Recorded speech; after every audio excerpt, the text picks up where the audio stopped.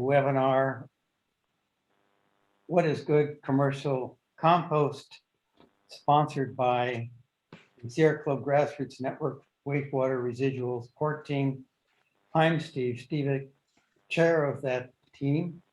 I live in Washington, D.C. I'd like to begin by introducing our team. Lor Holmes in Erie, Colorado. Doris Cellarius, Portland, Oregon. Ed Kenney, Rainier, Washington. Nancy Raine, Washington, D.C.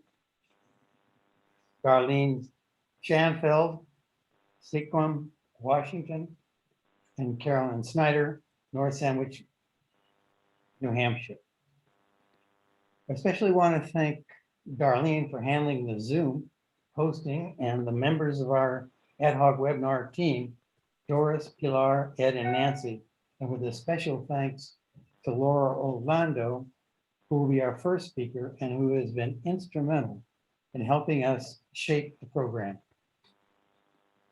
We want to keep our timeline, so I'm going to be the timekeeper.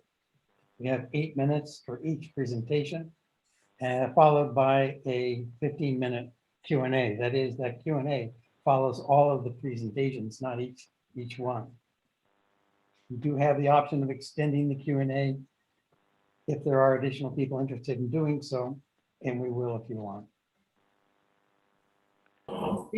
Please use the chat for questions and or comments. Doris will keep track of them from the chat and moderate the question and answer session.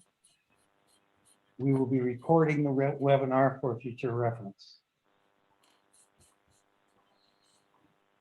If you want additional information, please leave your name, contact information, and your question in the chat, and we'll do our best to get back to everyone. This webinar is a general introduction to the questions communities need to ask to implement safe commercial compost practices. The Sierra Club's policy on compost and sewage sludge is very clear. It opposes using contaminated toxics containing or pathogen containing waste as a compost ingredient. Such waste include coal ash, spent foundry sands, industrial sludges, and municipal sewage sludge, which is also referred to as biosolids. The Sierra Club also opposes the use of biosolids as fertilizer or soil amendment. Now, if you wish to follow the meeting with subtitles, please click on, at the bottom of your server, the live transcript or more, the service more, and you should be able to do so. Okay, now I'd like to turn this over to Nancy, who will briefly introduce the speakers. Welcome, everyone. Thanks to our wonderful speakers. Our first speaker today will be Lor Holmes. She has a Bachelor of Science degree in Chemical Engineering from the University of Michigan in Ann Arbor, and an MPA in Public Administration from Harvard University. She is Adjunct Professor of Environmental Health, Boston University School of Public Health, and Executive Director of the Resource Institute for Low Entropy Systems. She is currently a trustee and steering committee member of the Eco Health Network and the president of the board of the Higher Synthesis Foundation. She has 30+ years of international experience working on the design and management of sustainable systems in the built environment, with a special focus on community engaged water and sanitation projects. We are very fortunate that Laura was able to help us with our subcommittee work, and I welcome her now. Thank you, Nancy. Thank you for inviting me to participate in this important webinar. I'm glad to be here. I'd like to help define three things that we'll be talking about today: compost, PFAS, and sewage sludge, also referred to as biosolids. So what is compost? Compost is a nutrient-rich soil amendment. Gardeners and farmers add compost to soil to improve its physical properties.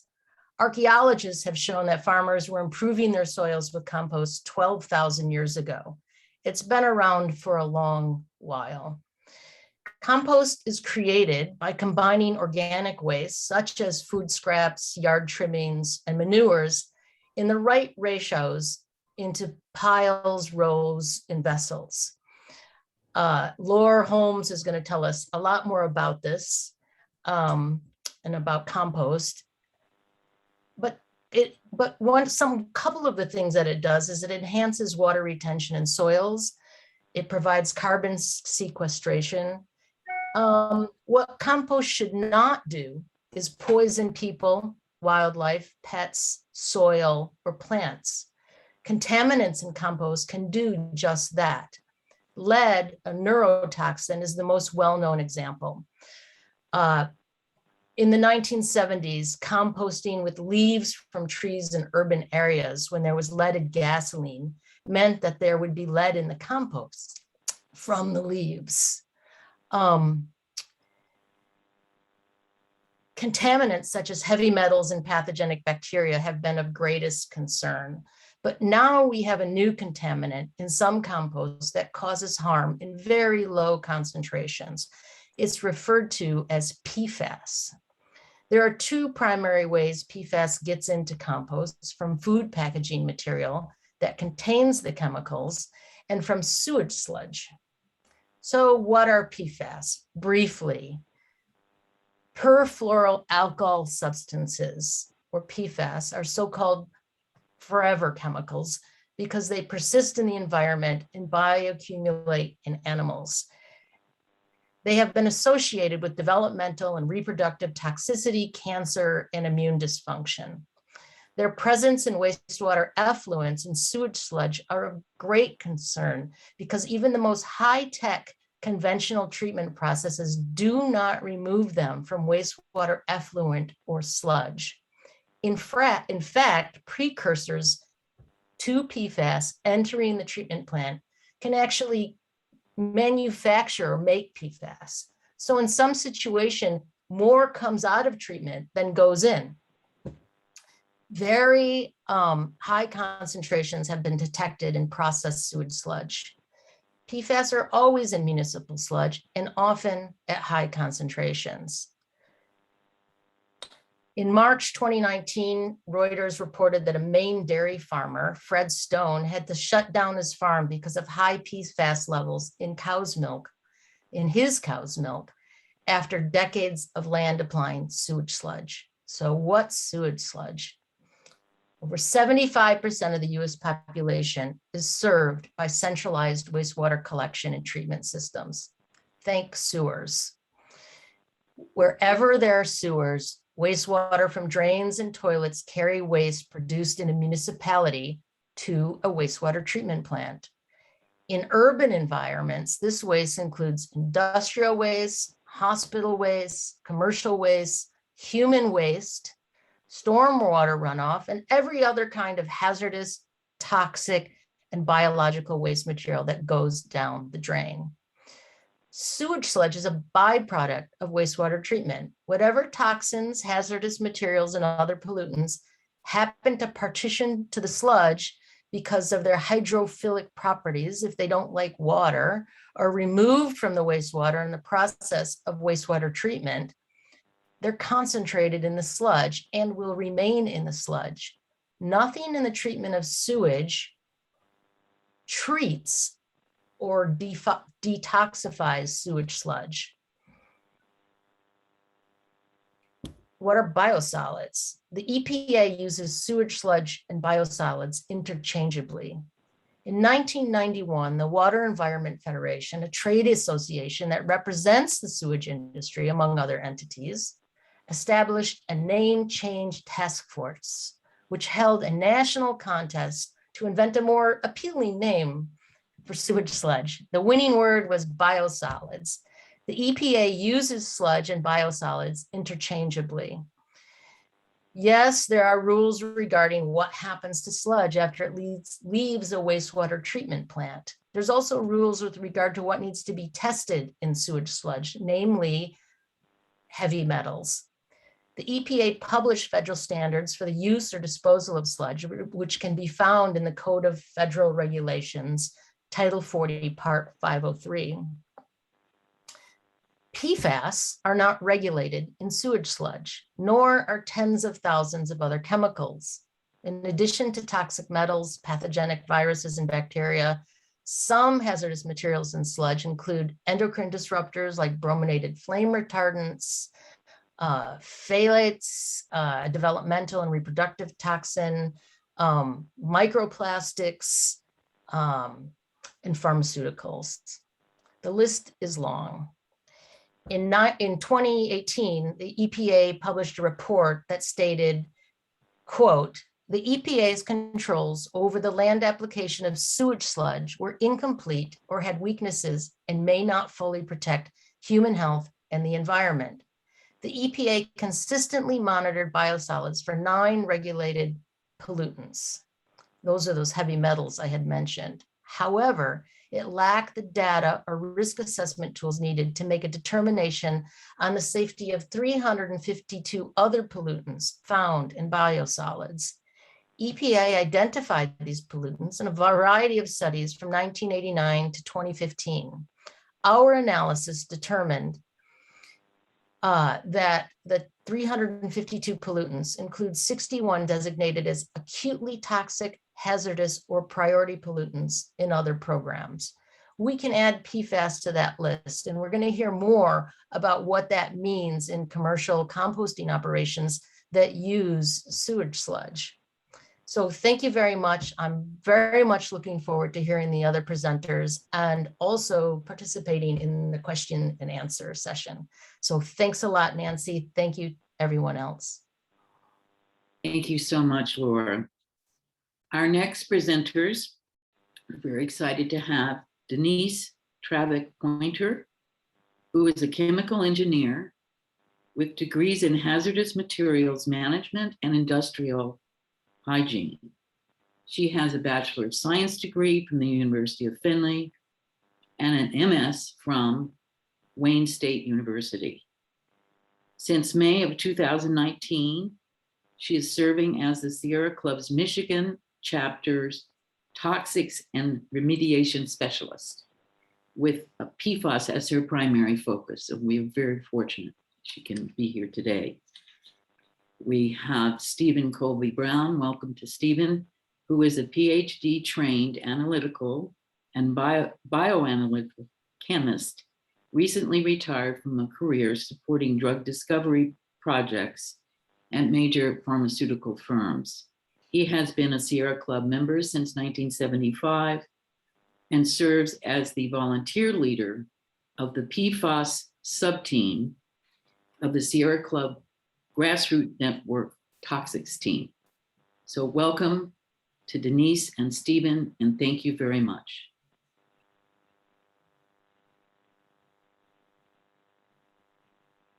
Hi, I'm Denise Trabbic-Pointer. The only thing I'll add to what Nancy has said is that I have 42 years with DuPont. So, and being a chemical engineer, processes are something that I really pay attention to. And Steve is on, as we mentioned. I don't know why it won't go to slideshow, but oh, there we go. Can you all see my screen? Yes, very well. Okay. This was a really great team that did this project, Ecology Center and Sierra Club jointly. Everybody kind of had their own talent. Jillian and Jeff and Stephen are all PhD/chemists, and they're brains of the operation, I like to say. And I was more the process and the sample collector, data collector, and I looked at the processes and the some of the other information to come to some kind of conclusion. So I think that we're going to let questions hold till the end, and Steve is here primarily to help me with that. So this is for Steve Stevick, just to make him feel at home. This is the DC wastewater treatment plant. You can see it's huge.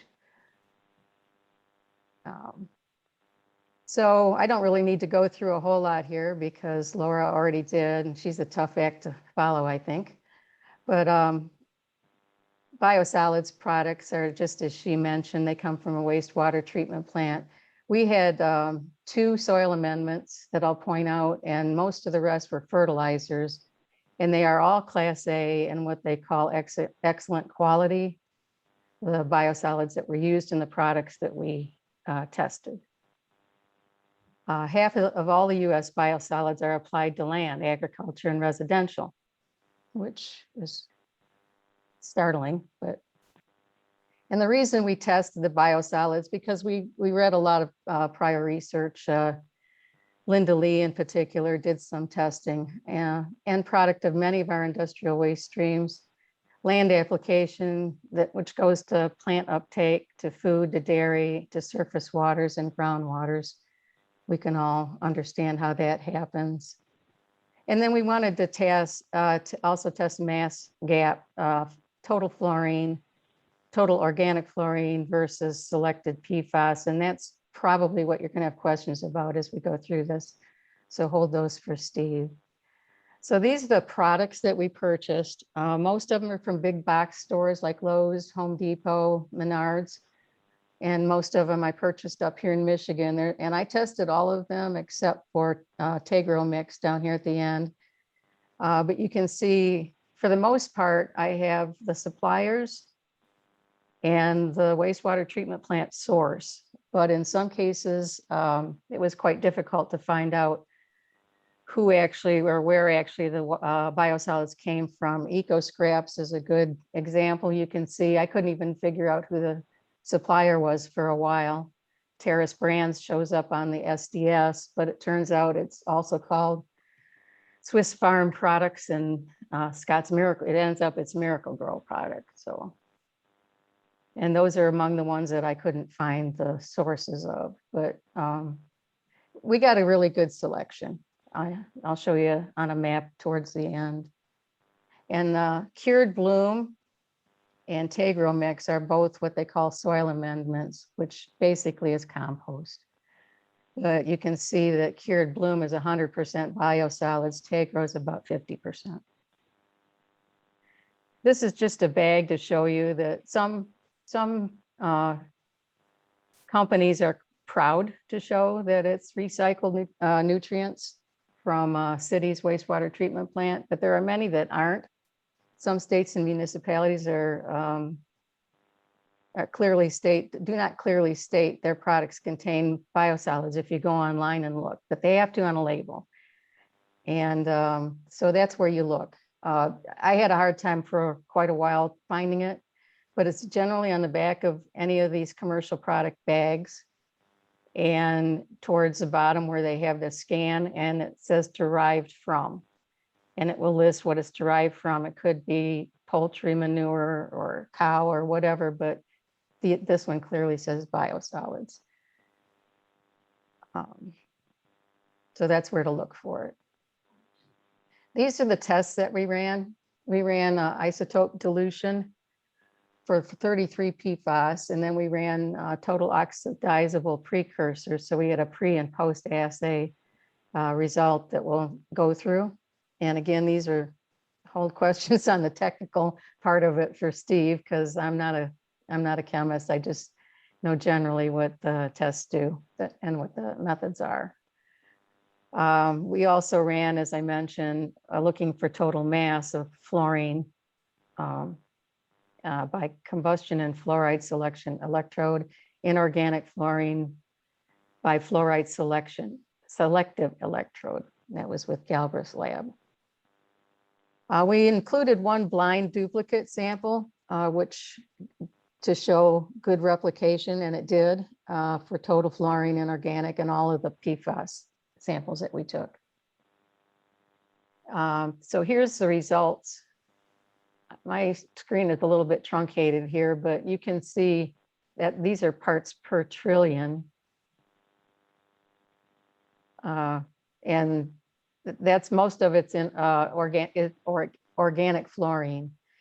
You can see here's our two duplicates that came out pretty close to the same. And the Tegro mix, you can see is the lowest. And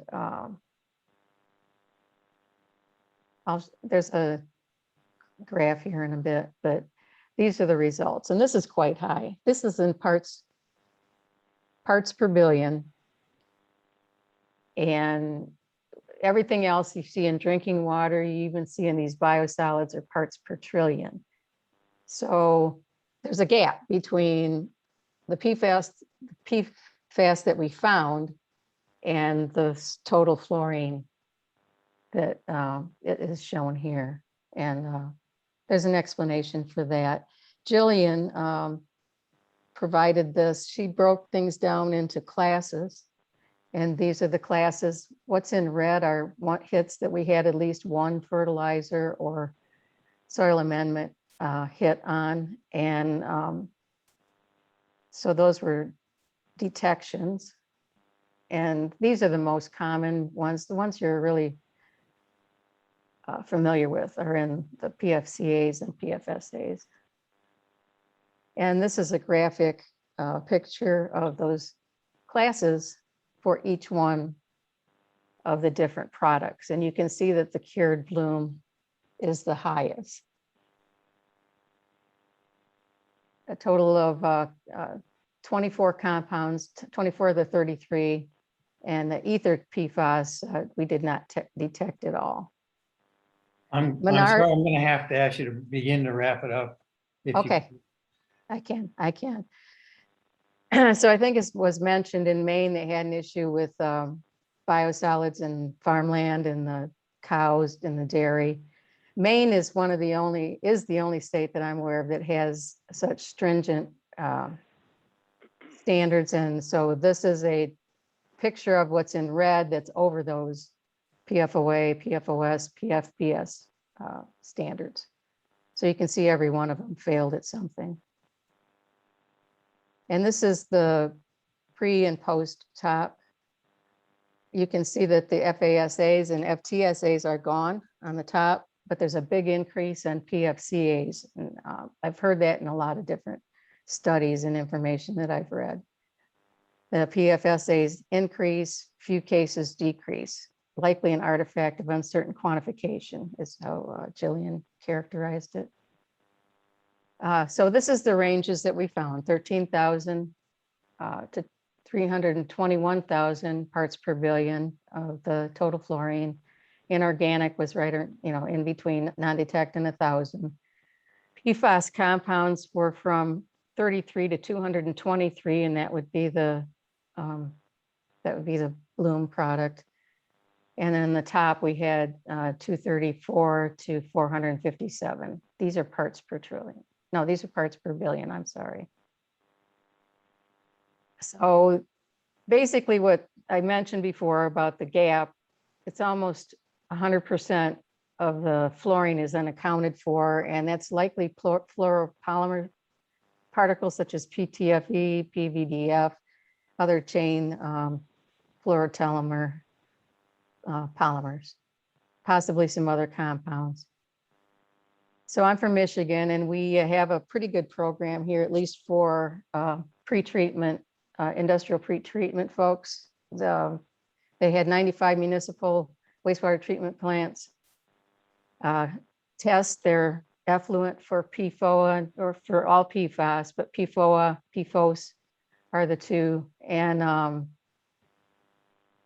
if they had it in there, then they had to chase down sources. Landfill leachate, centralized waste treatments, metal finishers, contaminated sites, paper and chemical manufacturing, sewers with AFFF residue are the big contributors. And they had some really good results right up front, but if you notice, that's because they put GAC on a lot of the sources coming to the plant. In a couple cases, they actually found and eliminated the source. We know that granular activated carbon works for the longer chains, but it's poor retention of short chain PFAS. And then you have to deal with the contaminated media, and they either incinerate, reactivate, or regenerate that carbon. Basically, we all agree what we got to do is cut off the upstream sources, use non-PFAS alternatives in industrial processes, and AFFF. I think that my slides would be sent out, and I'll just let you look at this one. I did an analysis of repeat. So basically environmental load by repeating applications. And I used the directions from the bags to calculate this. And what sticks out really is Tegro, which, if you remember, was a lower number. They actually, you calculate the application using nitrogen, and they nearly 4.3 times more than our standard milorganite over here. So in summary, PFCA, PFSA, FASA, in biosolids products, even more PFAS precursor chemicals present, 2 to 8-fold higher, as we already talked about. Targeted PFAS account for less than 1% of organic fluorine in the products. Missing mass, we think, is fluoropolymers. Interventions can work. They'll leverage IPP under Clean Air Act, as in Michigan, eliminate flow into wastewater by cleaning equipment, adding filtration. Preferred is to eliminate, obviously. Acknowledgements, and the only thing, we can go over this later, but I did also a map. A good amount of these dots are commercial fertilizers. And if you go to the map, you can click on it and you can see who. So like in Colorado here, we have A1, where they've had some issues with A1 as a compost seller. And you can see a lot of activity in the east here as well, but this is available too. So if I send out the slides, you can get to it. Thank you for your time. Thank you very much. And both Denise and Dr. Colby Brown will be available to answer your questions after this segment of presentations. Nance? Thank you, Denise. Our next presenters are Ed Kenney, who is the newest member of the Wastewater Residuals Core Team on the Grassroots Network of the Sierra Club, and who is a river restoration specialist. And Nancy Davis, who is a resident of Boulder, Colorado. And in late 2020, she and her neighbors discovered that Boulder County was planning to build an industrial scale compost facility at the north end of her family horse farm. After discovering what this industrial compost operation actually was, she has been working to get the word out about how these projects are initiated in communities and sold to unsuspecting public, as environmentally friendly when they contain toxic materials. So welcome to Ed and Nancy. Thank you very much. Hi, I'm Ed Kenney. I'm a Washington State salmon fisherman, organic gardener, and a river restoration specialist since the 1980s. Lately, we've been using a lot of compost and mulch, and we've found it really challenging to get good quality samples for the reasons that Laura and Denise have just gone over. So one thing we found is that there's a very dangerous chemical that comes from tire dust particles, and it really requires good compost to treat it. So we have to set up biofilters next to streams. The coho salmon, silver salmon, they spawn in our smallest tributaries, so they're really sensitive to this tire dust particle, and we've got to keep it out of our rivers and streams. So in looking for biofilters, one of the best ones is organic compost, but organic compost in our county, at least, is terrible. We have to go all the way to Seattle to get it. And even the mulch that we use to grow forests along 8,000 miles of tributaries, 8,000 acres of tributaries and rivers is really hard to find good stuff.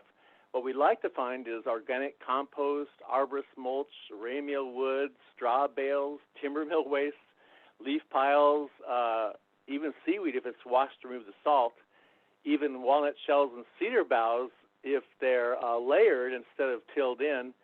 But we're having real trouble finding good stuff. So much is contaminated with yard waste and sewage sludge, it's nearly impossible. One of the worst things we found is the sewage sludge.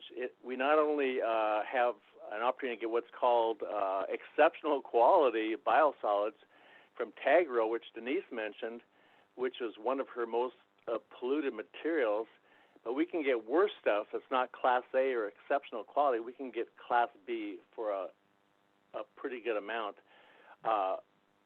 The trouble is, the Class B stuff is often incredibly contaminated. It's hauled by waste haulers who end up mixing sometimes their waste with like 80% of sewage sludge and 20% hazardous or dangerous waste.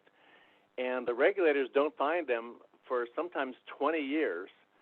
And we can't spread that kind of stuff on our soils. So it's really tough. We'd like to find good sources, like Laura was saying, that have carbon and nitrogen, but we have to check each supplier to see if it's uncontaminated. Let's see. We can't use septic waste because this isn't even monitored. Midnight dumpers can go in without logging in and drop off huge piles of basically hazardous waste without even being located. So it's just really tough to find any source of good compost or mulch. And that's, I guess, what I'm here to say is that look out if you're involved with these sources. I really want to thank you for your time today, and I hope you find a way to get your compost tested before you use it. Thank you. Nancy Davis. Hi, I'm Nancy Davis. I live in Boulder County, Colorado. I hope you'll forgive me for reading my presentation today. I only have 4 minutes, and since I'm not known for my brevity, but I am known for my F-bombs, I thought it was wise to write out my presentation. In August 2020, we and only 11 neighbors received notice that Boulder County was planning to build a countywide composting facility on the beautiful old Rainbow Tree Nursery at the end of our horse farm. It didn't seem possible because Rainbow was purchased with open space funds and was under a very restrictive conservation easement.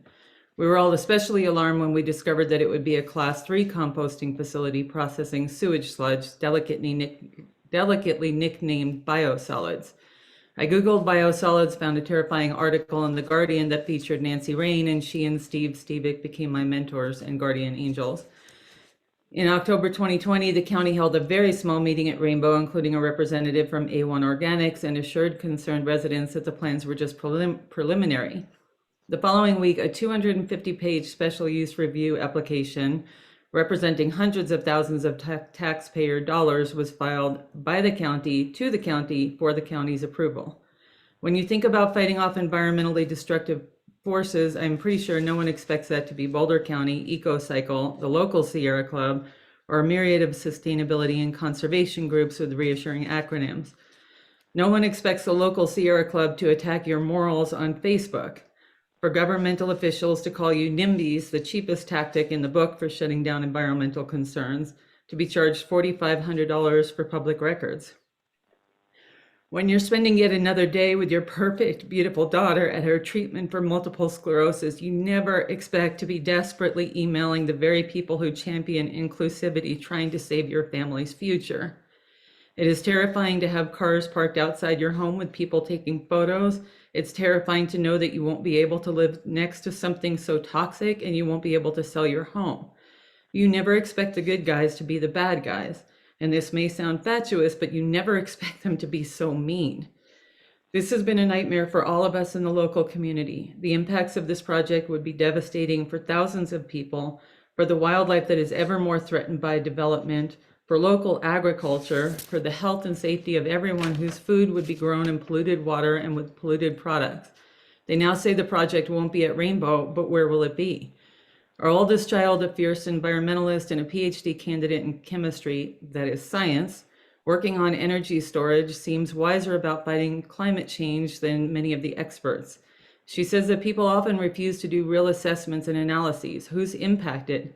The production chain, truck pollution, including idling emissions, the abundant use of cement, which accounts for 5% of global CO2 emissions, the fact that more trucks mean more road maintenance, which emits so much carbon, the irony of not reusing old facilities, which is the essence of zero waste, instead of causing more destruction. The people in power want these green trophies, but never in their own backyards, instead of doing the exhausting and much less status acquiring work of going up against the big corporations that are really the mass polluters. I've learned that we need to bring a lot of skepticism to climate crisis solutions in terms like zero waste, sustainability, climate action, carbon sequestration, soil health, and so many others. Industrial composting is a huge profitable business. If polluting our ag lands and all our lands with sewage sludge is profitable, waste management companies will do it. I sent an invitation to this webinar to Boulder County's Office of Sustainability, Climate Action, and Resilience, the Boulder County Commissions who would vote on a county-wide composting facility, the Boulder County League of Women Voters who aired an infomercial for A1 Organics, and many more, and none of them accepted. We all have to ask ourselves, and they need to ask themselves, why wouldn't they be so grateful for this panel of national experts, not including me, when they're spending so much of our money pursuing a composting facility? I am very grateful to see that the new Zero Waste Advisor is in fact here, hopefully still here. My best advice, if you're facing this, is to ask questions and especially, most importantly, question the answers. Look at the credentials of who's in charge, ask scientific questions, follow the money. Our planet, our communities, our farmers, our families, our animals are all counting on us to do the right thing, not necessarily the easy or obvious thing. Finally, I want to remind everyone, all of us, if you hurt someone, if you do something wrong, say you're sorry. Thank you very much. Nancy Raine. Thank you, Nancy Davis. That's very moving. And I can say from my own personal experience living through something kind of similar, that was very elegant and eloquent and to the point. There are people at the other end of these things and their lives can be ruined or damaged. Okay, on to our next speaker. We are very happy to have Lor Holmes. Lor leads venture development and capitalization strategies for Zero Cooperative, excuse me, Lor, that's C as in Charles, E-R-O, Zero. I hope I'm pronouncing it correctly. This is an award-winning commercial composting company based in Dorchester, Massachusetts. She is also the general manager. Zero provides food waste diversion, and pickup services for commercial clients in the Metro Boston area. Lor has a master's degree in community economic development from Southern New Hampshire University and has led economic development initiatives in Boston for over 20 years. We are very excited to hear how to do this right. Welcome, Lor. Thank you so much for having me. Hello, everyone, from a very windy Massachusetts today. Can you see my screen? Yes. Okay. I am going to present to you. I know you all are from all over the place, and probably few of you are from Massachusetts. But I think that this is basically a real world case study playing out right now. It is Massachusetts based, but like I said, I don't think it's unusual. It may be earlier than some other places are coming to this stuff. I want to share the lessons of how policy development is happening, falling behind in many cases, trying to keep up in the context of a new industry. And that new industry is food waste, organic waste collection, processing, and resale. And so I start off by offering you the 2014 Massachusetts Department of Environmental Protection organic waste ban.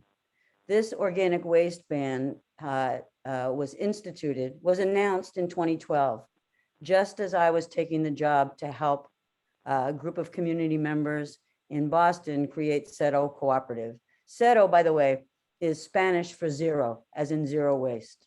It also translates in English and Spanish as cooperative energy, recycling, and organics. So that's where we're going. That's what we're all about. And when we learned about the organic waste ban, we saw it as a market opportunity to build green jobs for folks in our community by doing it the right way. And I think that waste ban has had a combination of successes and consequences that I'll talk more about as we go through the presentation. But the successes are obvious, that we are diverting more compostable material away from incinerators, and which is where most of the Eastern Massachusetts trash goes now, is to aging incinerators that should be closed, and landfills, many of which are also being closed in Massachusetts or reaching their capacity, and we don't want to enlarge them anymore. And the things that have happened everywhere: increased food donation, not as much up the supply chain, food supply management as we'd like to see. It has increased and boosted farm-based composting operations, but I'll say more about that later. And it is shaping a new green industry, which is mixed, because in some cases that green industry, as you all know, is a greenwashed industry. I'm just going to go through, I have a lot of slides, but mostly because I like to show the pictures. And so I'll try to go through them relatively quickly. This is how we feel about composting. This is training in a bakery that we've been providing composting services for. We make our partners great at composting, whether those are bakeries and small businesses and restaurants and neighborhood grocery stores, whether they're much larger food processing facilities. We also work a lot with municipalities and universities and colleges. These are people for whom sustainability is important, and they're getting to know it, how to do it right with us. We do provide harvesting. We're haulers, but increasingly we're becoming zero waste consultants with our customers, helping them fully set up the program, helping establish training programs, and continuously monitoring that source separation. Organics is what we do. And we close the food loop. We collect the compostable material from restaurants, supermarkets, cafeterias, schools. We take it out to farms where most of our stuff goes to windrow farms like this, where it's combined with leaves and grass and green waste and brown waste, no biosolids, and converted into beautiful soil products. And incidentally, we bring that soil back to the city where it's used to support urban agriculture. And so our customers who in some cases are both composting customers, where we take their food scraps and then buying it for their local farms, are sometimes the same customer. And we always have get the test from the compost facility that we're working for to make sure it's safe. And some of our food is pre-consumer. We work, for example, you don't want wasted food if it can be eaten by people. But if it can't be eaten by people and it's over capacity, then it's great to be eaten by animals. And so we feel like that's the next best thing, from reducing waste, feeding people, feeding animals, and then composting. And there's that windrow operation and the finished product. And there's our truck delivering to a farm. This farm happens to be right in the heart of the city of Boston, in a neighborhood called Nubian Square. It's mostly it's an environmental justice neighborhood, It's a majority minority neighborhood. And this farm takes soil from us and is run by Haley House Bakery Cafe that employs returning citizens and uses the produce from this farm to sell healthy food to people in the community. This is just a picture of a celebration we did in that urban neighborhood where we showed off our Cero trucks and operations and talked to people about how Cero works, collecting food waste. And then we all we did a walking tour around the neighborhood, walked up to the farm. The folks who joined us picked vegetables. We brought the vegetables back and they went on to Daily Dough Pizza up in that right-hand corner.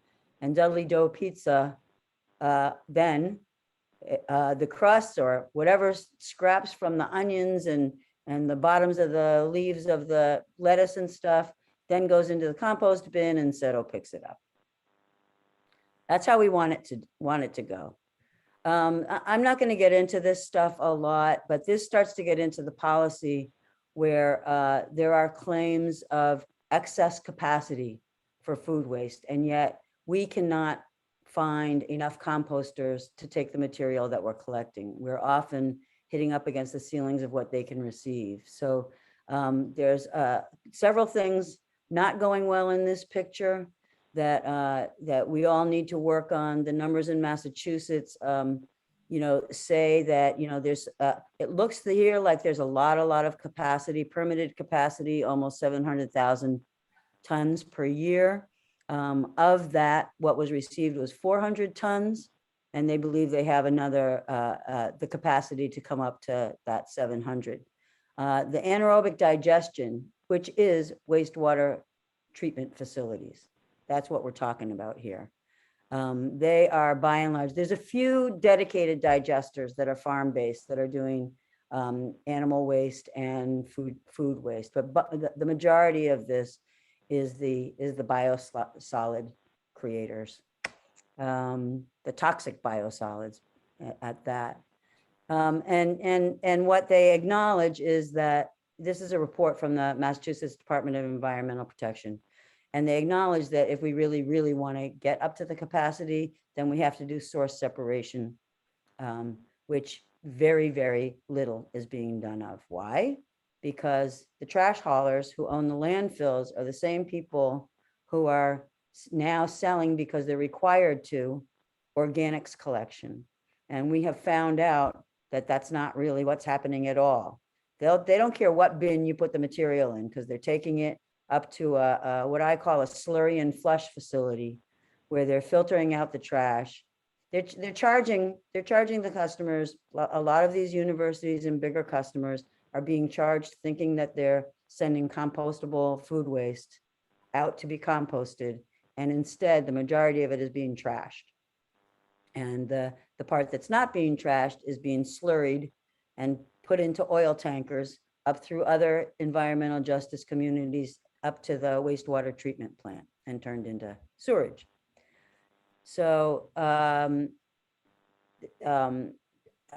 you all have been hearing from the scientists who really know why the co-digestion at sewer treatment plants is the worst. What I can tell you is, from an industry point of view, how the excess capacity claims and the lack of regulation, there's no monitoring source separation. There's no requirement to source separate. There's no hierarchy of highest value compost processing. There's no hierarchy of highest value compost materials products that are sold. And so these are things that have been, what's incentivized is saying you're collecting organics. And as long as you're saying you're collecting organics, nobody cares. And they often beat us out in price, right? It's not as cheap to pay people living wages and to train your customers to do things right and to constantly monitor for to make sure that we're getting the quality that we want back into our food system.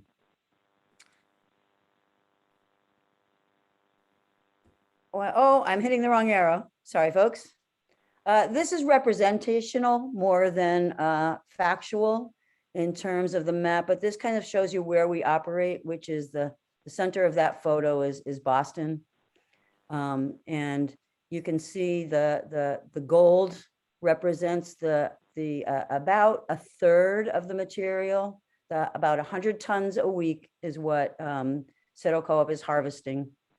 And we take about a third of that up on this yellow line from the Boston area up to feed the cows and pigs.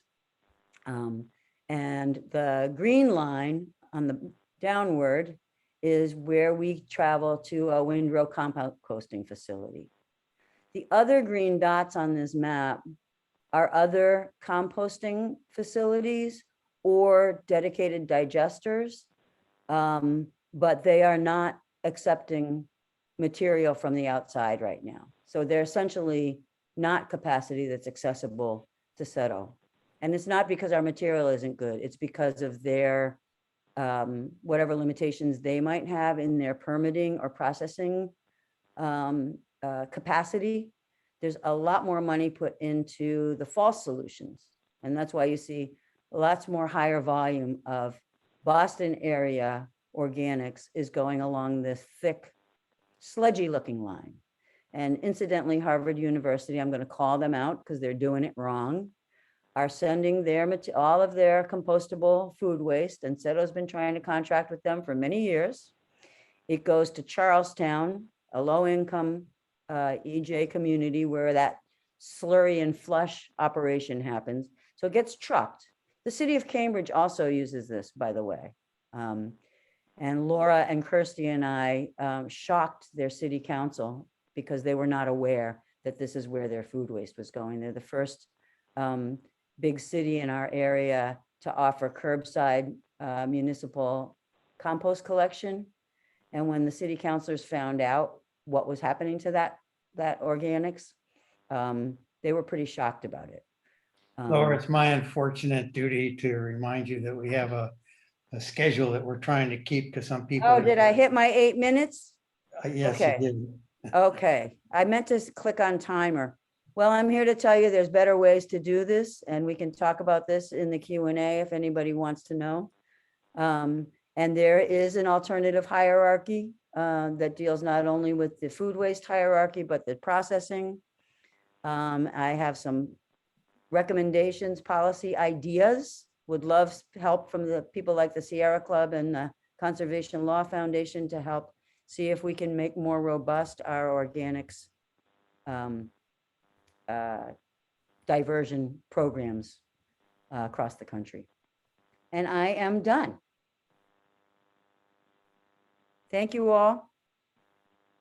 I'll stop sharing here. Nancy? Thank you so much, Laura. That is inspiring to me. Our next presenter is Kirstie Pecci. She is the director of Zero Waste Project and a senior attorney at the Conservation Law Foundation in Boston. She is part of the Zero Waste Boston Coalition, which advocates for zero waste solutions in the city of Boston. She also founded the Central Massachusetts group Residents for Alternative Trash Solutions to oppose a regional landfill expansion in her community and promote zero waste practices and principles. She started her legal career as an associate in Nixon Peabody's Real Estate Environmental Practice Group.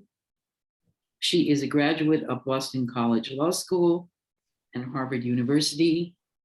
Thank you so much for being here, Kirstie. And after Kirstie's presentation, we will go into the Q&A with Doris.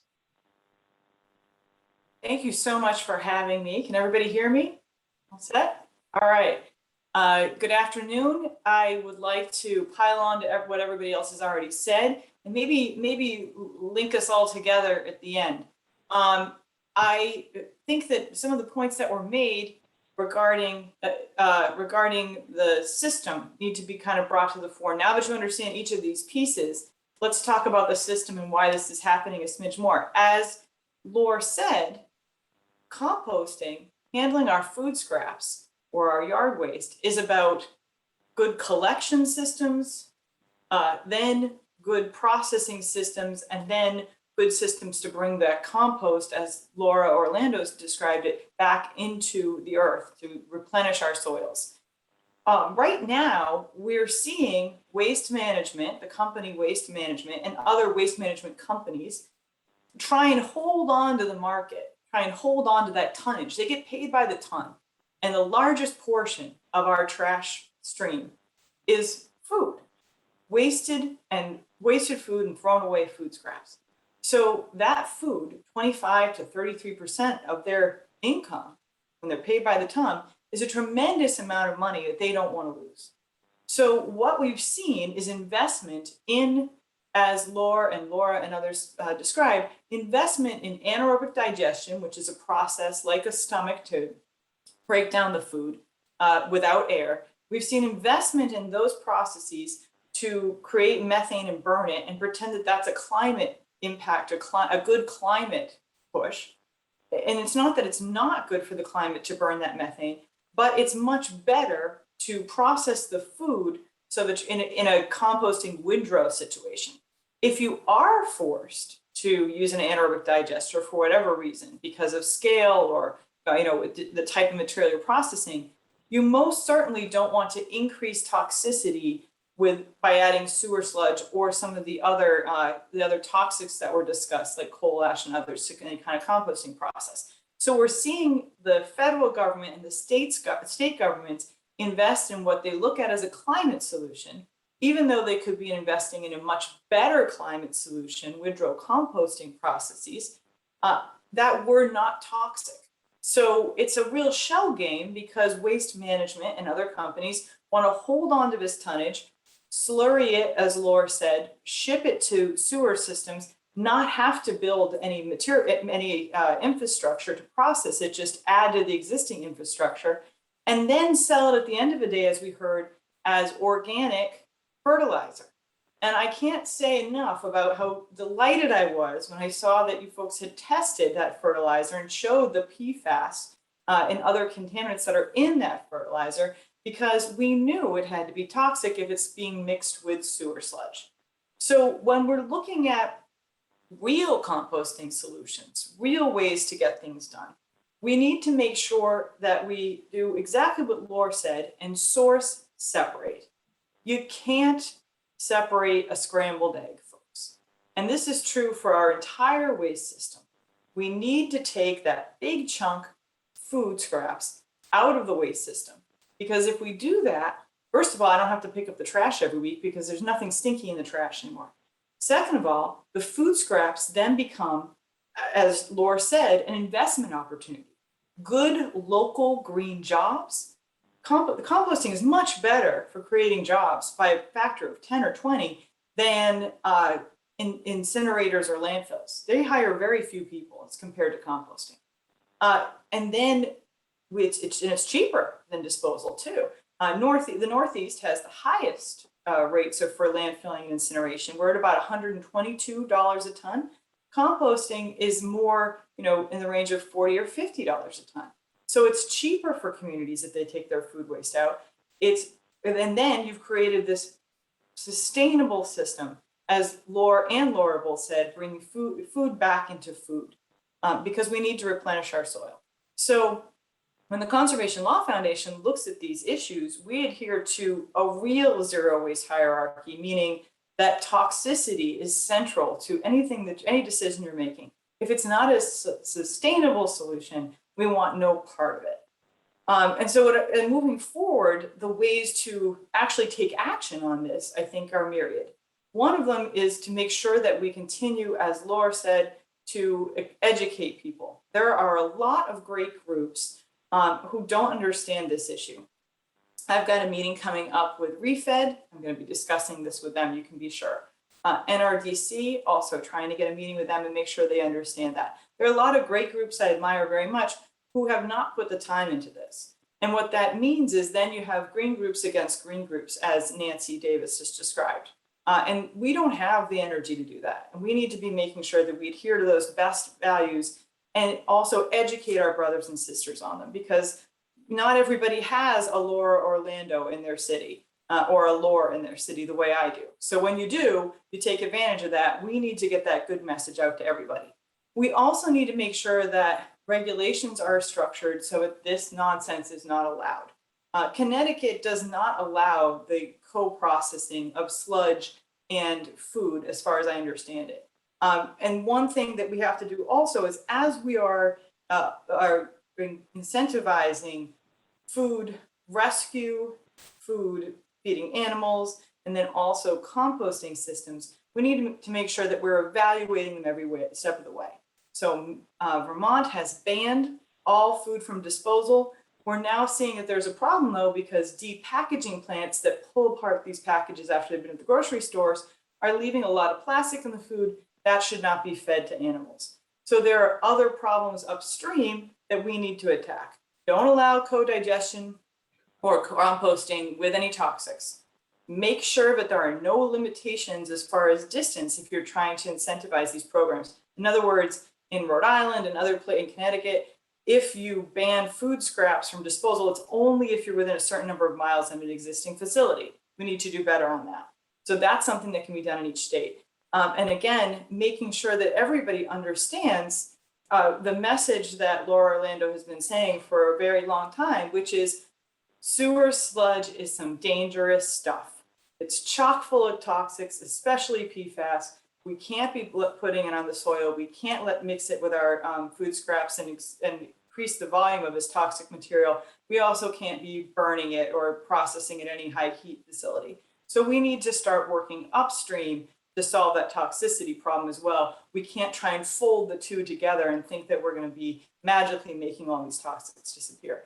So thank you so much for having me. I'm at Conservation Law Foundation. We work primarily in New England, but we also try and lead on some of these national issues because we know how important they are, and we know how few resources there are sometimes to actually take them on. So thank you so much for having me. And again, I can't thank you enough for writing that report. I use it all the time. Everybody who knows me has had to read it. Everybody I work with has had to read it. I really appreciate it. So great work by everybody.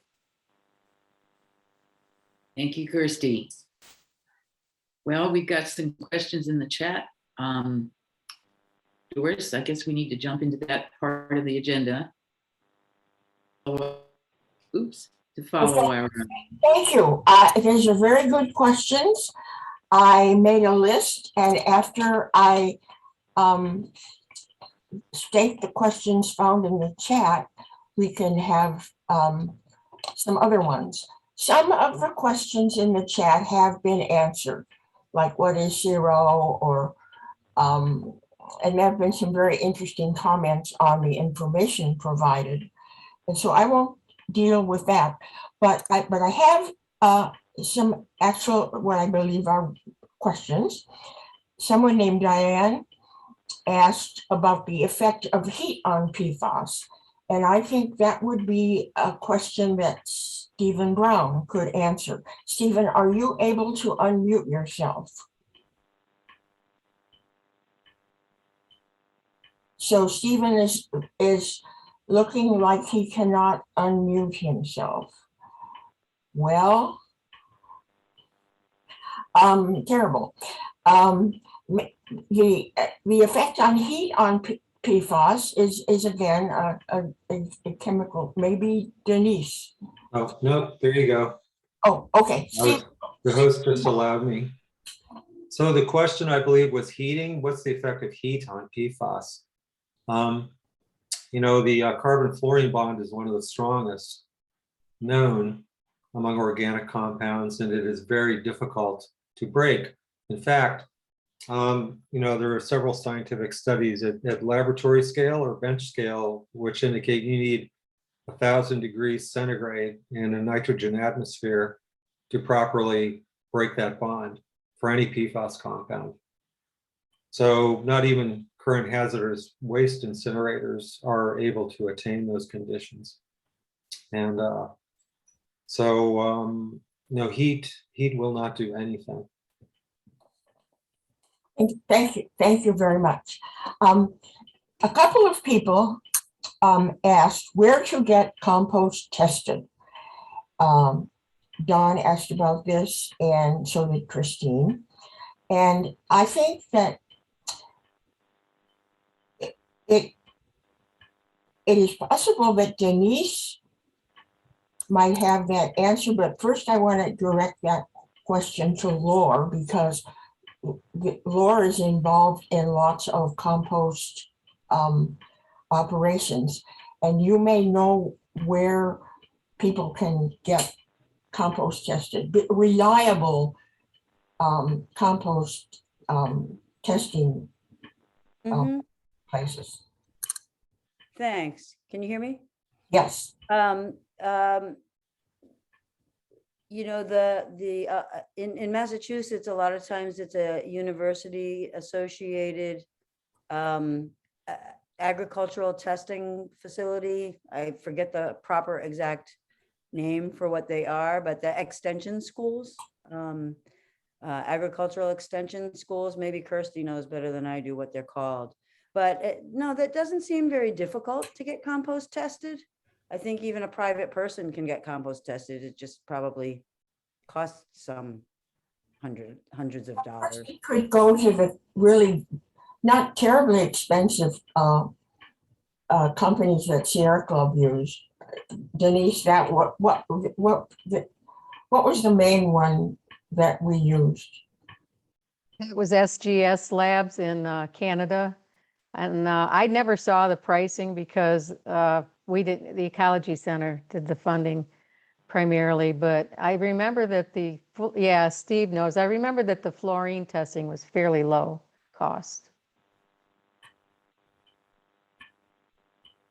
Unmute yourself. Oh, you can't unmute again? Steve, Okay. if you go to the bottom of the screen, there's a microphone all the way to the left, an icon. And if you click on that, it should work. No, okay. I think he's saying he's good. Or my Oh, you're answer was good, good enough. okay. No, I think that he is not a co-host, so he can't unmute himself. Yes, he is a co-host. But I think he has to be unmuted by you, maybe. At least that's what his thumbs up are saying. Well, Darlene, you have investigating having some biochar tested, and so I think that actually by looking at the report these people did, Sludge in the Garden, there will be information about where some of that testing was done. And I see that someone mentioned soil testing labs, and that extension services may not be good sources, but Doris, I do periodic assistance to different communities, some in Michigan, some outside, like that fire at ChemTool and such. And we have a lab in Michigan near East Lansing that we've used. You just got to make sure that they've done it. They've done quite a bit of it. The state uses them, so you kind of, that way you can compare. But most states are going to have labs that can run the testing. You just gotta, or they can email me or Steve if they're looking at doing more than one. Steve should be unmuted if he has something to say, and don't mute yourself anymore, Steve. Oh, you mean, yeah, I just unmuted myself the last time I talked. Yeah. But then when I tried to get back in, I got the same error message. Okay. So, it's pretty, testing all kinds of materials is fairly, it's cost competitive for many labs. The major commercial labs are Eurofins, Test America, SGS, Axis. They cost about $450 per sample for what we did. It was $450 for a standard LCMS MS assay. the EPA is transitioning to a new protocol called 1633, which is going to be more expensive. Undoubtedly, it's more precise, it's more accurate, but it takes more work, so it's probably going to be more expensive. So the total organic fluorine tests are relatively cheap, but you can just look at different. Just Google it, see what you get. I chose SGS Access because they are actually the lab that works with the EPA directly to validate new tests. So their lab is more, they have more experience with these tests than many of the others. So that's all I wanted to say. Thank you. I think that this gives people lots of direction. Eurofins really advertises their testing capability. They do trainings every month or so. So if you Google Eurofins, there's a group that they're really looking for customers. And public employees for environmental responsibility sometimes helps group do testing. And they've been helping the man who's been doing a lot of fish testing. And so I think that PEER might be another group to get in touch with. Another question is what states regulate compost? Now, compost is a specific thing. I know that the state of Colorado has rules for compost, and state of Oregon does. I don't know what other states regulate compost per se, and so maybe Kirstie or Lor knows the answer. What states have compost laws?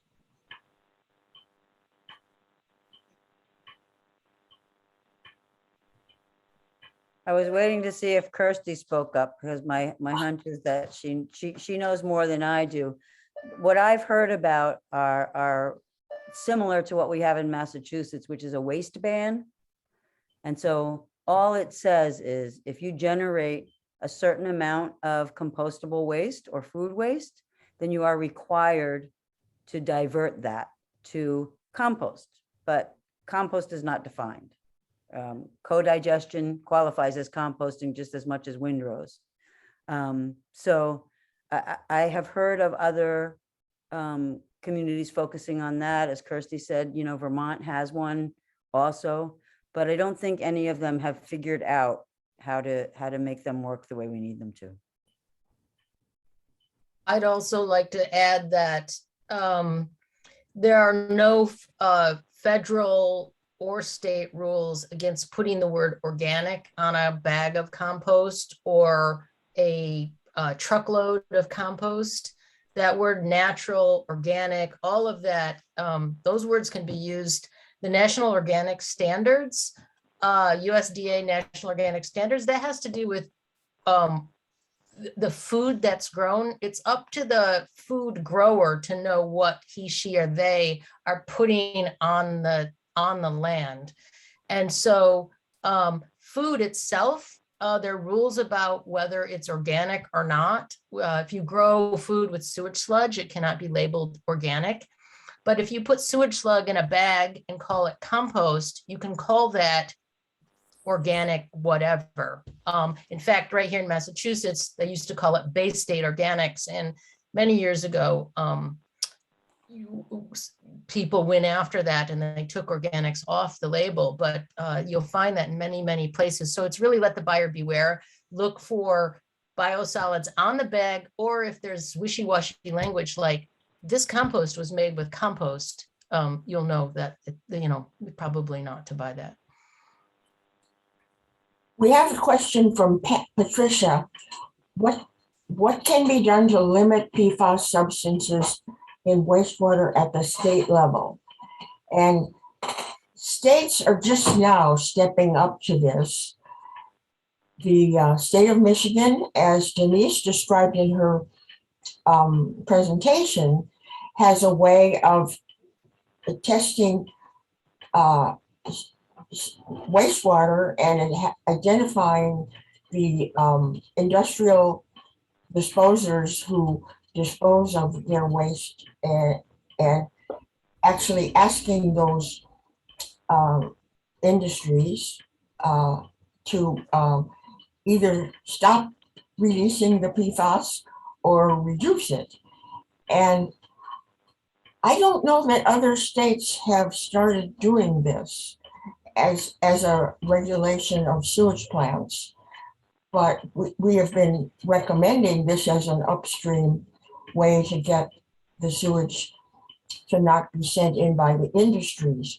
But one of the big problems is we all send PFAS in our waste into the sewage plants, because the PFAS is in the wastewater from our washing machines when we wash our rainproof jackets. It's in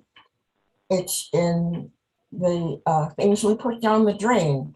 So this is a sort of a public responsibility too, to get people to look at their own disposal of PFAS from what they put down the drain. Of course, we need to stop the industries from producing the PFAS, but this is working a little bit, partially, in that some industries have made commitments to use substitutes, but others have said we're not going to do it until something better comes along for making rain jackets. That was Patagonia, and I think Gore has said the same thing. So there also need, in addition to, I think consumers need to contact the industries that, you know, if you have a company in your state that's making a PFAS product, consumers could contact them also. I don't know if that's helpful, but I think getting PFAS out of wastewater continues to be very hard to do.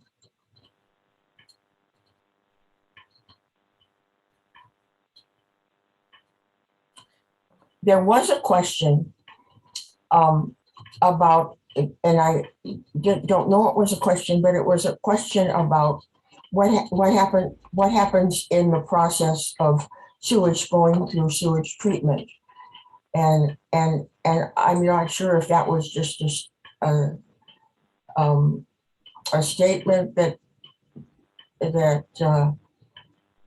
this is happening, or did someone want more information about the sewage treatment process?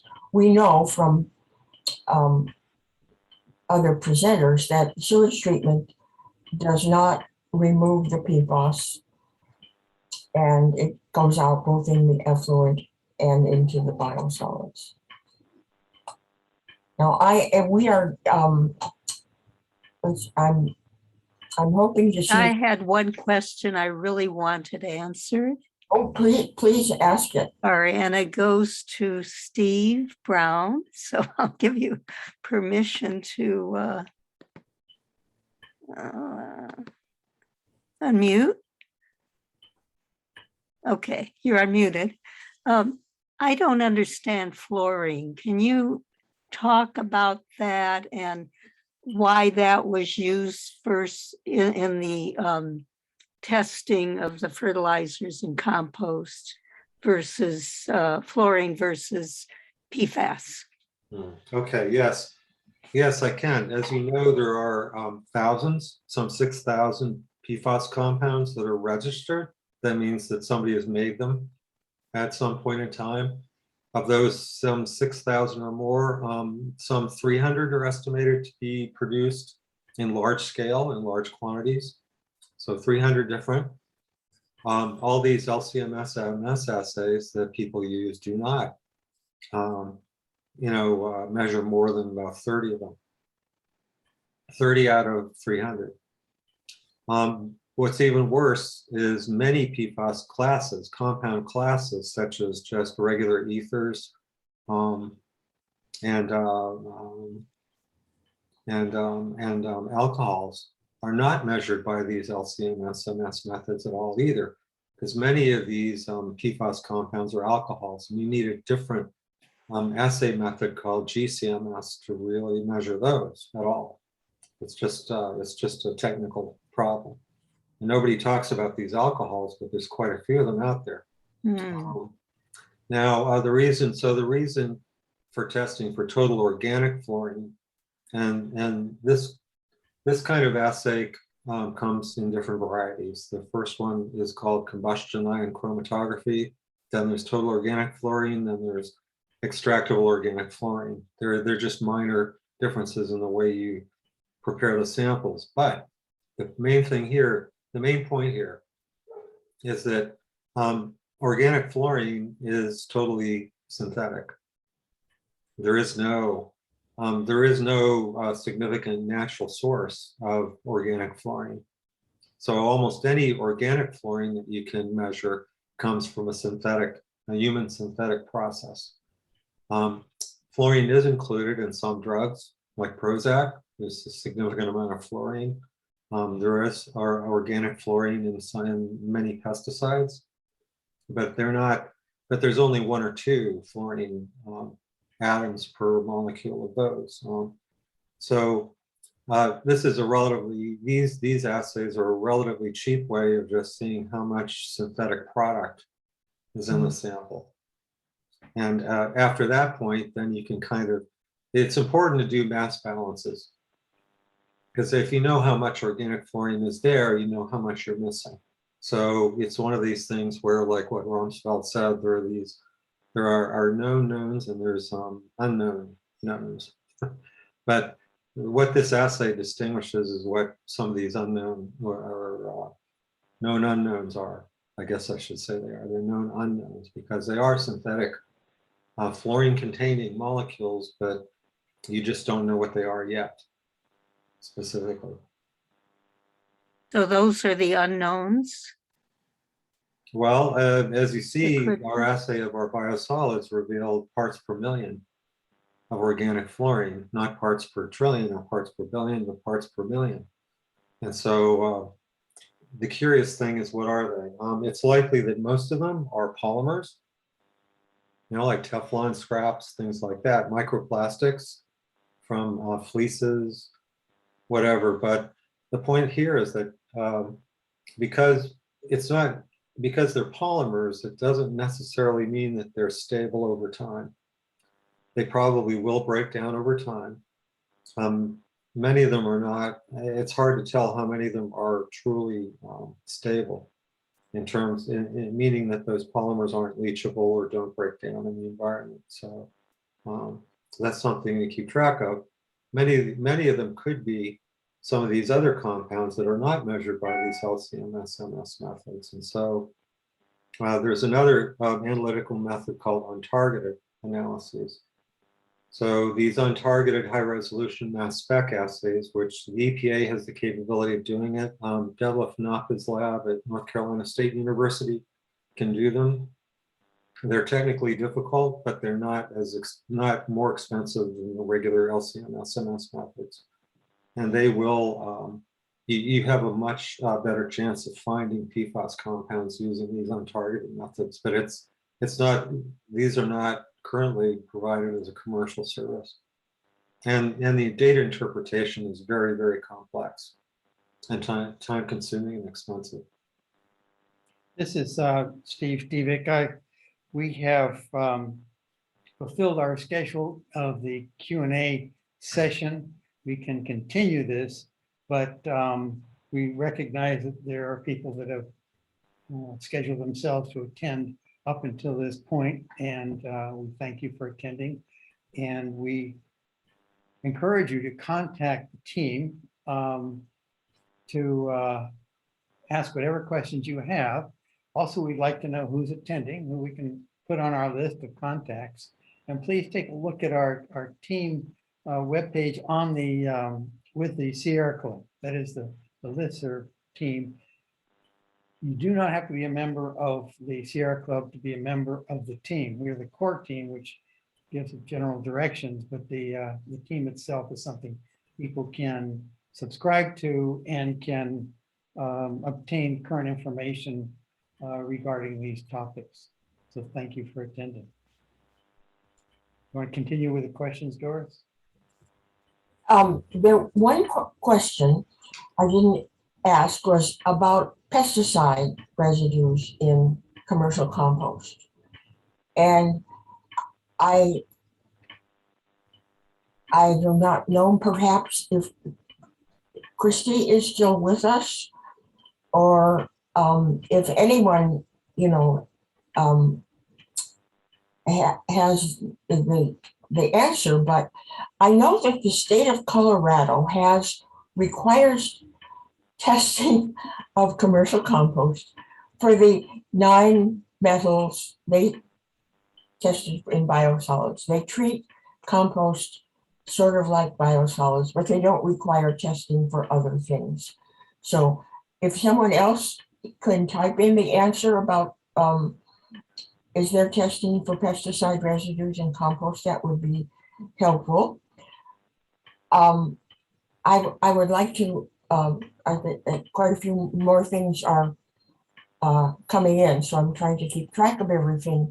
Doris, Dr. Brown has his hand up for a question, I assume. Stephen, did you have an answer about?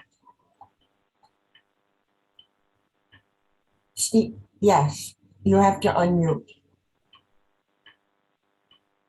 Okay.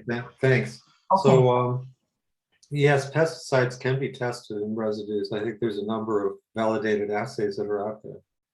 I'm not sure what the expenses are or who you can contract to have them done, but they do exist. And at this point, and it was also mentioned that you might have fluorine in pesticides, but I think what some people what can be a cause of confusion is that I know, for example, in Massachusetts and many other states, they were spraying mosquitoes from airplanes, and that those pesticides were contaminated by PFAS, but that PFAS came from the plastic containers that were used to store the concentrated pesticides, because many plastic containers are coated with PFAS. And you cannot take your hand down or. Oh, yeah. Thank you. Doris? There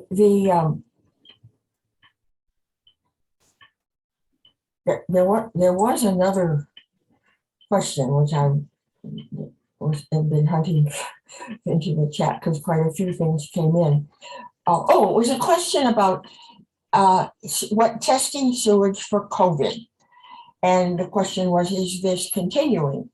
And I know from watching the COVID news that more and more places are testing municipal sewage for COVID,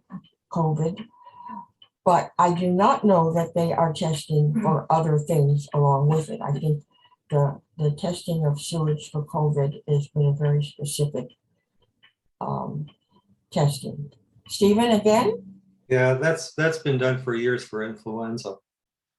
Yeah, it's really easy to investigate other organisms. It's a DNA type test. It's a PCR test. So you just look for the pathogenic organism. So I think the question is, somebody doing this regularly? Some wastewater treatment plants are and some aren't. You have to contact your local authority that processes your sewage. We know that they test for some indicator pathogens to restrict what can be put in biosolids, but that the indicator pathogen question does not totally protect people. Laura Orlando could probably tell us about the pathogens in biosolids that are still not really regulated.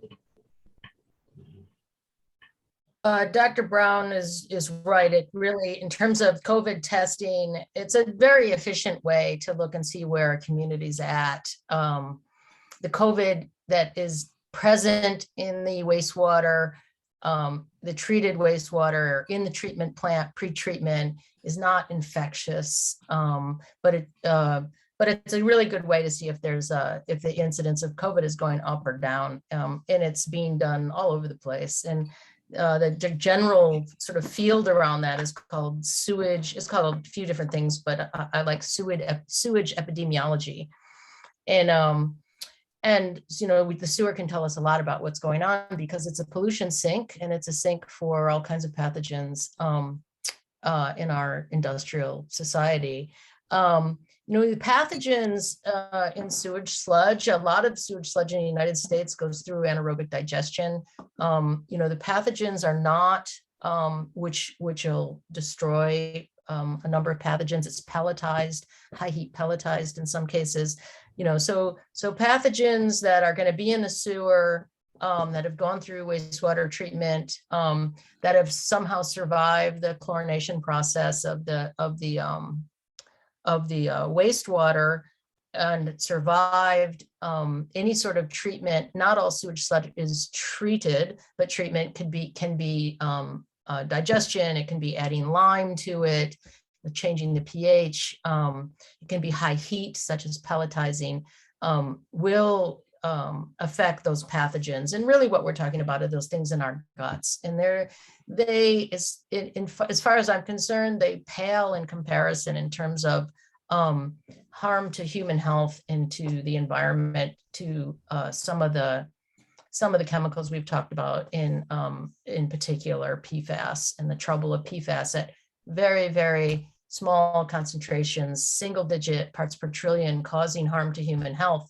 affecting people's cholesterol levels, causing cancer, causing low birth rate, causing preeclampsia in pregnant women. And we're looking at, you know,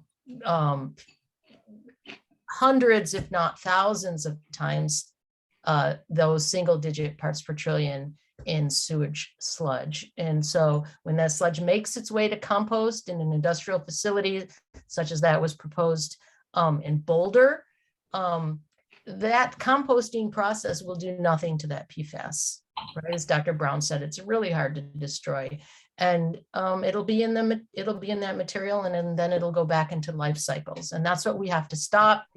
And we can stop it by preventing sewage sludge from being used as a feedstock in compost. And that's a good way to know if there's PFAS in the compost. If it's made with sludge, it'll be in there. Doris, Nancy has her hand up. Nancy Raine. Okay, thank you. Nancy? Thank you, Doris. Well, I just wanted to ask, I think this is a question for Laura, but maybe Kirstie too, more thoughts that you have about how we can totally stop the disposal of this toxic laden sewage sludge, biosolids, waste. What we're really doing is we seem to have a program of national disposal on land.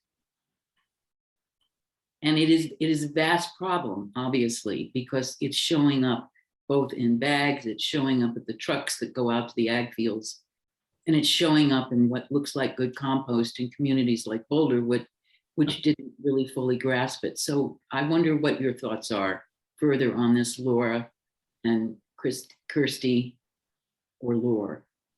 Kirstie, you want to go first? Is she still here? I don't know. Well, I don't think she's still here. oh, okay. Okay. Yeah, you know, every wastewater treatment plant in the United States has to get a permit, either from their state, depending on the state, or from the EPA to operate. And that permit allows for the so-called land application, the disposal of sewage sludge on land.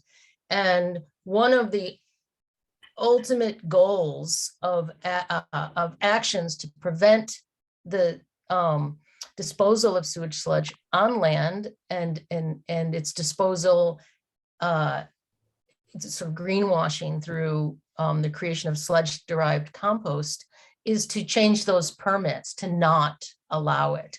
And what's happened is there's a huge industry, multi-billion-dollar industry that's been built around this, around hauling sludge and dumping sludge, and very, very few rules. For instance, as you know, Nancy, it's, and I'm sure other people on this call, it's difficult, if not impossible, to track where the sewage sludge goes, right? So trucks come and pick it up and then dump it on agriculture land. But unlike with pesticides, for example, there's no way to track that. And so that number of 50% is an EPA number, and we know, and it's an old number. Same with the amount of sewage sludge that's being produced in the United States. I think it's very much lowballed. Though there has been resistance all around across the country to the disposal of sludge on land. And so the activists and farmers and people in communities that don't want this material on their agricultural land, on their parks, on their ball fields, have pushed back and have had successes. But most unfortunately, when one place is squeezed, when sludge is squeezed out of one place, it pops up in another one.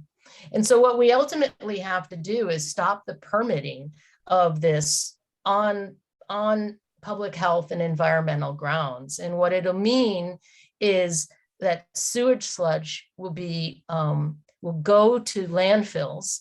I would suggest dedicated landfills where we know what those matrices look like. We can better handle the actual material in the lined landfill. And it's not a perfect solution. I don't want to see more landfills, right? But already a large amount of sludge goes to landfills. I say we have dedicated landfills that it goes to, preferably municipally owned. Get it out of the hands of the industry that's already making millions of dollars off of the public to haul and dump sludge. And those same people like Casella up here in the Northeast and Waste Management Inc. own the landfills as well. And so I think it's going to be a policy decision about, landfilling sludge to get it out of life cycles, reducing the amount of sludge produced. I'm in favor of using anaerobic digesters, very much so, because it reduces the volume of sludge, right? It doesn't do anything to reduce the toxicity of synthetic chemicals, but it reduces the volume. Sludge is mostly water, maybe 10, 15, 20% solids at best. And there are ways to dewater it, but it's even hard to get it up above 25, 30, 35%. And so, reducing the volume, and then we really need to rethink, who goes on the sewer, the extension of sewers. Are there better technologies that we can use? We're using a technology that was created in the 19th century, and it hasn't kept up with our industrial society and the chemicals that are produced in it. And so what other technologies can we use that are more effective? And climate chaos may force us to move a lot faster on that than any of us think, because wastewater treatment plants, by and large, are located, at least on the coasts, at practically ground level, right? At sea level. And so these are difficult policy questions, but they're not difficult when it comes to public health. They're not hard.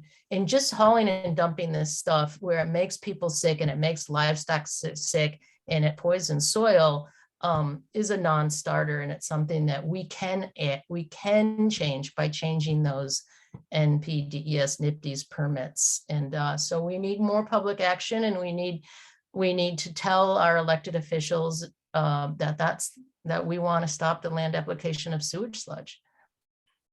I would just like to add on the numbers where the EPA says 50% is land applied. Of course, applied really means disposed, in my opinion. It's, exactly. The words are very interesting that gets chosen, but I double checked this in Colorado about 3 months ago, and I was told that 90% of the sewage sludge produced in the state of Colorado is land applied, disposed of, used on wheat fields and other agricultural spaces. We also don't know, there seems to be some ways in which some of this is finding its ways into sovereign nations within the United States. And that's something we can't track either because they're sovereign nations. So I'm just tossing that out to say that I think it is a very large problem. And one of the alarms that I'm running across has to do with it being seen as a carbon sequestration solution. Excuse my slurring, I haven't had anything to cause that. But you know, it's really not a good carbon sequestration solution. So that's another way in which waste management is seeing how it could continue its operation. Just wanted to add to that. But thank you, Laura. I agree with you, obviously, that we can't go on like this as a society. And I think we've got communication problems. We haven't figured out how we can help people be as aware of this as they were of what was going on in the rivers that resulted in the Clean Water Act, of which we are now dealing with an unintended consequence. Nancy, Or on the top of going on like this, are there a number of other questions that are out there, or what's your sense of the duration of this section of the? well, Stephen, lots of good suggestions have been posted into the chat. And I wanted to thank Alan Lewis for listing for us the persistent herbicides that do show up from garden waste that gets composted. And he mentioned, you can read them if you look at the whole chat. And I think that there are an awful lot of good information that has been posted to us today. And one of the main reasons this webinar interested me is the wide promotion of commercial composting as a climate solution. And I have found that there are people in the agriculture community that are saying that if composted waste is not plowed in and kept in the soil properly, you lose the carbon goes right out again, and you lose its carbon sequestration benefit.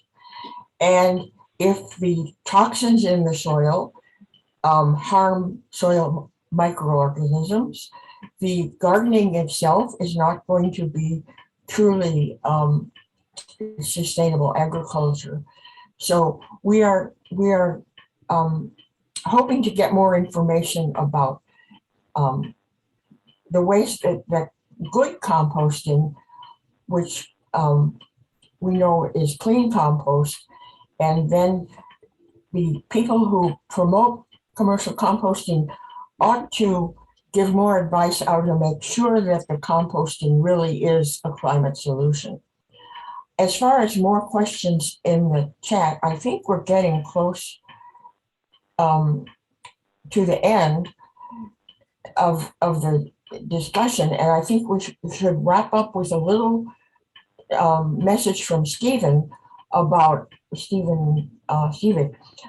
how the what the wastewater team is going to do in the future. I believe we are planning to write a report about commercial compost based on a lot we have learned here in the discussions today, and using the information that has been provided in the chat. That will give us information for our report on commercial composting. Stephen, want to do a wrap up? Well, our plan, again, this is the Sierra Club's grassroots network of the wastewater residual issue. And our plan is to spread this word, so to speak, if I can use that verb, to the whole club. It's our intention to make the club fully aware at all levels of this issue. This issue is breathtaking in scale. It's a practice that upon which this whole economy is based. That is the cheap disposal of waste, toxin waste in particular. So we are running up against an incredible financial resistance and institutional resistance in our efforts. And we're being asked to come up with solutions when we are defining the problem. This is a challenge that has escaped everyone. We try very hard to understand why we should find solutions for problems that were created by others, perhaps also by us in our marketing, but at any rate. So our plans in the future are to try and build a network of folks that are interested in this issue. When I say this issue, I'm talking about wastewater residuals, but one of the primary focuses of our attention is how it is used with compost. And then another issue, of course, and connected to that is how it is disposed on land. So that's where we're headed. We thank you very much for contacting us. As I say, if you want more information, we have the Grassroots Network team that you can contact, and you could even join us on that team and to keep apprised of developments. And if you have more questions, send them in to us. And when you do, please send us your contact information and anything about you that may be helpful. So have a very good night and thank you very much. Thank you. You can